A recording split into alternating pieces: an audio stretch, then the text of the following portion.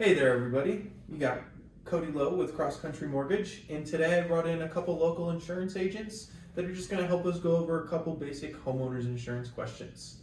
I'm Andrew Gibson. I'm a licensed agent. I'm Danielle Lamb, and I'm the agency owner for Danielle Shannon Agency. Perfect. And so, with the recent Marshall fire, there's just been a lot of questions and concerns about insurance and what you should be covered, how that coverage works, and some of the benefits included with that. So I'm going to start with a fairly simpler question today, and that's going to be, what is dwelling coverage, personal property coverage, and how they differ?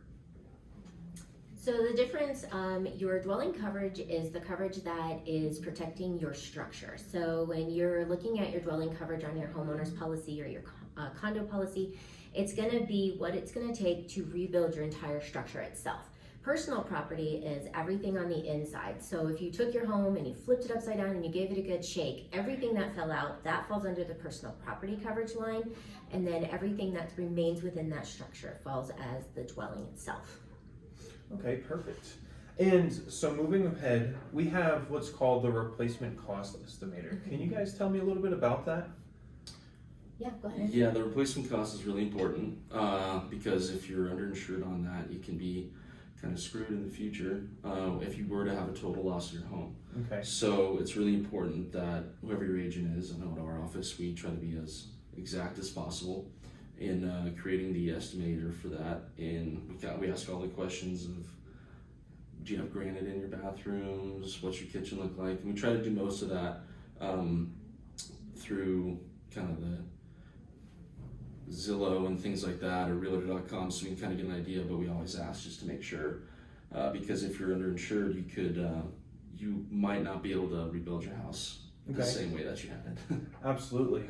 So kind of to build into that, if somebody is to lose their house, I've kind of heard a little bit about temporary housing that's covered by the insurance company. Now, what does that look like? How does it differ from person to person? And what would really put somebody into that position where they needed to use that temporary housing? So I can talk about that. So your loss of use coverage comes into play when your home is deemed uninhabitable due to a covered loss.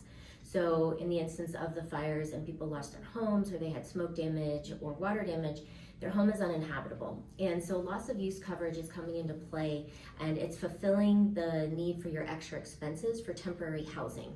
And so with our policies, there's not necessarily a set dollar amount in that because it's all a case-by-case scenario. So you may just need to be in a hotel for a few nights, or an apartment for a couple months, or rent an entire house for a year or two. So all of that is a case-by-case scenario that would be determined with the adjuster when a loss comes into play through the claim. Okay, perfect. And with the loss assessment, is that through you guys? Is that a third party that you hire? How does that kind of work? For the loss of use coverage? Yes. So that is just based on the claims adjuster with each company. Okay. So every insurance company, when you have a claim, you will go through that adjuster, through that claim department, and then again, it's all the case by case, depending on the situation that that you have and how long you're going to be out of your home. Awesome, perfect. All right, so another big one, guys, that I know all of my borrowers are worried about is the deductible. I know it affects the monthly payment. Can you tell me how that works? What's the use of a higher deductible, a lower deductible, and what does that look like when it comes to filing a claim? So when you have your deductibles that you said, in Colorado we do a wind and hail deductible and we do an all peril deductible. So all peril is everything not wind or hail related. So you can have two different deductible amounts, but it's important to know what your deductible is, because you have to be able to be ready financially if you have to have a claim once, or hopefully never, twice in a year, or even 3 times in a year.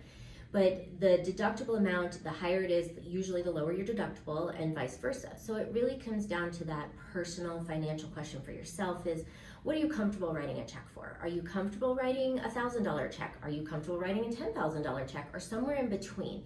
So that's where you want a local agent that you can look at your policy and you can talk about those numbers, so that in the event you have a wind or hail loss, which a lot of times here in Colorado we get our hailstorms, especially in the Denver metro area, And statistically, our roofs last 3 to 5 years. So you need to look at that deductible amount and say, okay, am I in a hail zone? Your agent that you work with locally will be able to help you with that. And then where are you ready to have that savings on it? All peril is going to be the fires. It's going to be your water hose breaks on your dishwasher and your floor gets damaged. It's going to be your water heater breaks. We get little claims, the windows, something throws something in the window breaks. So those are where you have to look at that deductible amount for what, if you're going to file a claim and what you're comfortable with it. And yes, it does relate to your monthly payment. But again, some people prefer to have a low deductible and they want to pay a little bit more every month, because writing that higher deductible check is something they may not be able to financially cover. Absolutely. Thank you so much. That's some great information on that. Awesome. Another big one that I've kind of seen come up more frequently here is an umbrella policy. What does that do for the client? What are some of the benefits of having an umbrella policy, and what can be included in that? So, are you good? Yeah, I can answer this one. You want to do it? Yeah. All right, I might jump So in. an umbrella policy can be one of the most important policies that you have. Okay. It's really helpful when it comes to liability. All right. So you get in a bad car accident. It's amazing how fast you can burn through whatever your limits are. Because most people, hopefully, should have at least $100,000 per occurrence and a $300,000 aggregate limit over the year.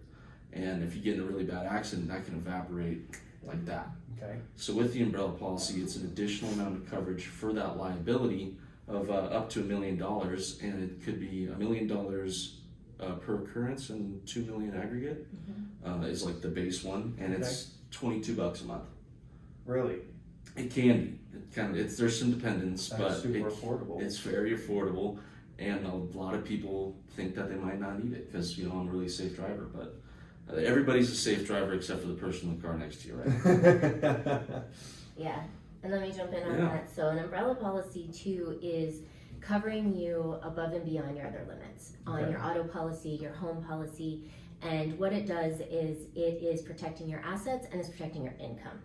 So in Colorado, if you're sued, you can have your wages garnished up to 25% of your bring home pay for your household. So if you and your spouse both work, 25% can be garnished. They can put a lien against your home for any equity over $75,000 of equity. They can, again, depending on the levels, they can look at your retirement accounts, your investment accounts. They can look at personal auto. So if you own a $25,000 car outright, they can put a lien against that to recover that cost. Then they can even go another layer deeper to wedding rings, jewelry, watches, of personal property items. So it is very affordable. There's a lot of things that would say trigger you needing one. You're making 6 figures, you have a young driver, you own multiple properties. All of these things, again, having a local agent is where you want to talk about, am I at risk? Where am I at? And they are very affordable. It all depends, again, how many properties you own, how many young drivers you have, how many cars you have. So it's all of that risk level is where that premium's gonna go. Yeah. And so they do start at $1 million. Personally, we write 1 to 5 million, and then 5 million over that, then we can get a supplemental policy on top of that as well. Okay. And what would that supplemental policy look like? It's just an additional layer of an umbrella. Oh, okay, gotcha. So if you are somebody that has that much of a high worth, then we would be layering to give you that additional coverage. You have all the protection. Right. Awesome, fantastic. Well, guys, that kind of concludes the frequently asked questions that I had for you today. Just tell me a little bit about your agency. Now, I know you're a local agency. Where are you guys based? How long have you been in the area? Just tell me a little bit about that. Sure. So our agency is in Southeast Aurora, and we also have an agency in the Four Corners area. Okay. So we cover the entire state, but we are local in our community, active, very active in Aurora, and different areas through volunteer work. And what was the other question you asked me? Sorry. Just how long you guys have been in the area? Our agency is going on 7 years in Southeast Aurora. Thanks. Yeah, I just moved to a great new office with a fabulous conference room. So we are offering that to our community for use as well. Nonprofits. I work with a lot of nonprofits. We donate a lot. and Well, that's volunteer a lot. fantastic. So yeah, that's how we've been around. Awesome. I love it. Yeah, we've currently got a little bit of a drive on social media, That's true. trying to donate to the French, right? Rocky Mountain French Bulldog French Rescue. Bulldog Rescue. Oh, So fantastic. this year, every month, we're gonna pick a local nonprofit within the state that Okay. we're gonna donate to. So for likes and follows on our social media pages, reviews, calling us to get a quote, there's no obligation to buy, but just so we can get a quote out to you or even a free review, we're gonna donate money every month to nonprofits in the local area. Oh, that's fantastic. Yeah. Wow, that is awesome. And so I think you just touched on it, but while it's kind of fresh in my mind, do you guys do free, like, so I'll do a free mortgage consultation, look at your finances, see if you're good for a refinance, a new purchase. Now, is that something you guys do on the insurance side? Absolutely. Yeah. Absolutely. We are more than happy to give an estimate, look at it, review it with you, make sure you get any of your questions answered. Lisa, there's no obligation. We can do. Yeah. We don't do apples to apples. I'm going to say that right now. We're not Okay. an apple. We're an orange in our office. I love it. So we really tailor coverage to each of our customers. Good. So we're not just checking boxes. We're making sure your family is protected for what your needs are, and so that just kind of goes back into that review. I definitely have done free reviews and told people you are in a great spot right now. Stay where you're at. Yep. And then we've looked at it and been like, ooh, you're really underinsured in this area, and this is what it means. Yeah. So can I give a common, like, where someone's really underinsured typically? It's an auto side, so sorry, not home side, but property damage in Colorado, the minimum is $15,000 in the state. Okay. So I don't know about you guys, but there really aren't many $15,000 brand new cars on the road. Yeah, I don't think so. So if you totaled a car and you only have $15,000, you're buying that person a car. Yeah. You do not have enough coverage.